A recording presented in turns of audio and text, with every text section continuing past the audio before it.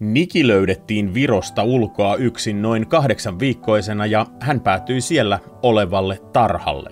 Meni noin kuukausi, kun Niki tultiin hakemaan Suomeen uuteen kotiin, mutta vain väliaikaisesti. Ilmeisesti tässä oli alun perinkin tavoitteena hakea Virosta kissa, joka myydään Suomessa kalliimmalla eteenpäin. Uudessa kodissaan Nikillä alkoi ilmenemään hutipissailua ja karvan repimistä perheeseen syntyneen vauvan vuoksi.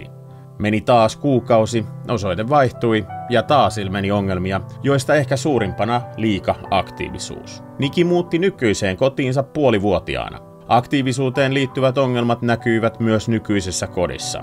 Isoimmat ongelmat ratkaistiin kissakaverilla, joka oli hyvä valinta kissasosiaaliselle Nikille. Nikin ei tarvitse vaihtaa enää kotia ja hän on asunut nyt jo 3 vuotta loppuelämän kodissaan. Vaadi vastuuta kissanomistajuuteen nyt.